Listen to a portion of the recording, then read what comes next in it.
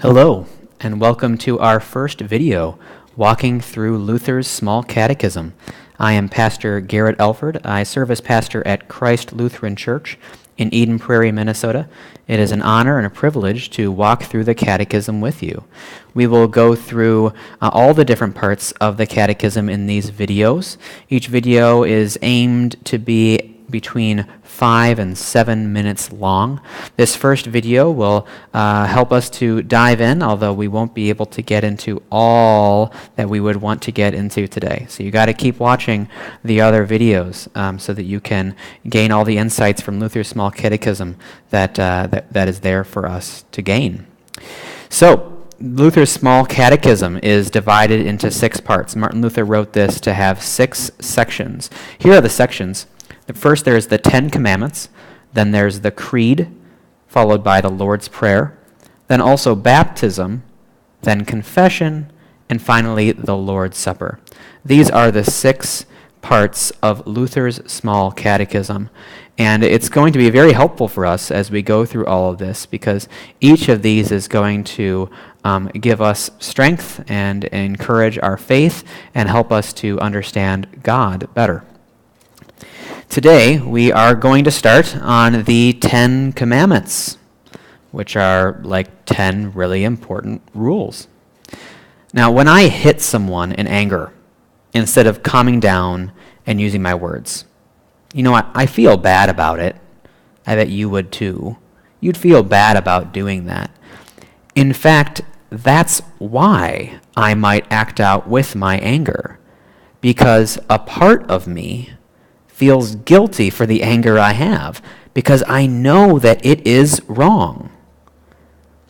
The commandments are helpful because they help us to see what God also thinks is wrong. You can't deny it. You understand instinctually that there are things such as good and bad. There is right and wrong. And God helps to make it clear for us what truly is right and what truly is wrong. And he helps us understand this best of all probably in the 10 Commandments. It's a great summary of God's rules for our lives. Now, here's what they look like. There's 10 of them.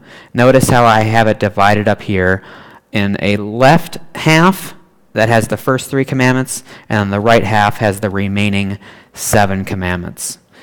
You don't have to memorize these right now or even really read through every word here of what's going on, but were you to look at it, you would see that the first 3 commandments talk about what I should do for God.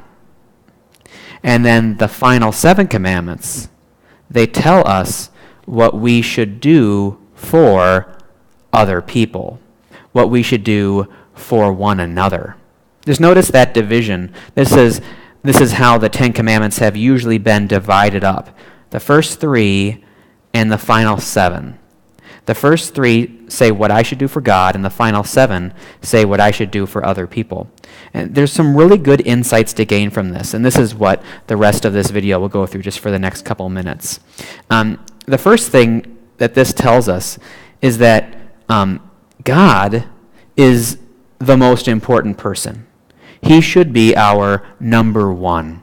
The responsibilities that we have to God come before our responsibilities to other people, because God is the most important person.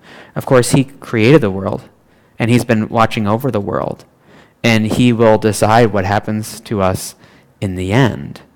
So, of course, he's the number one. He is all-powerful. He is all glorious. It turns out he's also all good.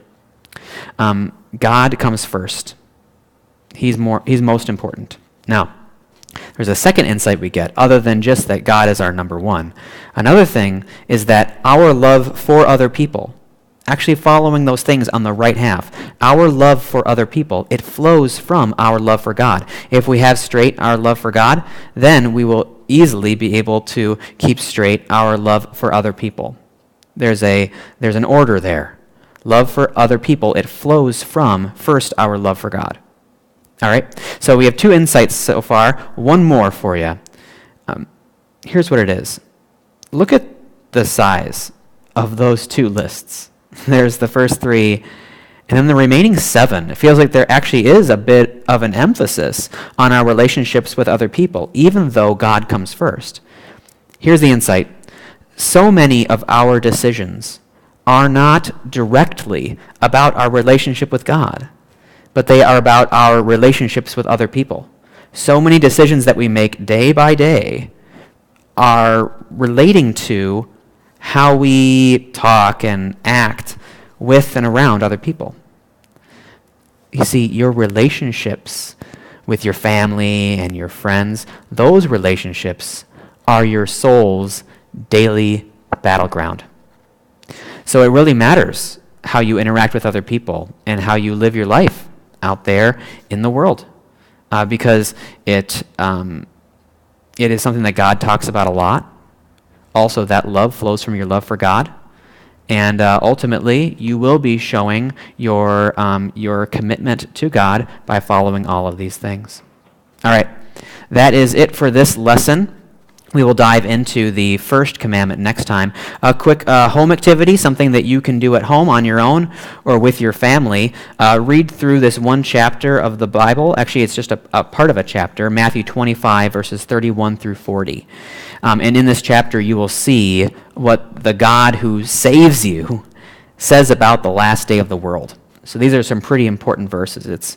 It's God, your Savior, talking about the last day of the world. And then after you read through that, those 10 verses, then there's one question that you can ask yourself or those that you're reading the Word with to help you to have a conversation based on what you read. Here's the one question.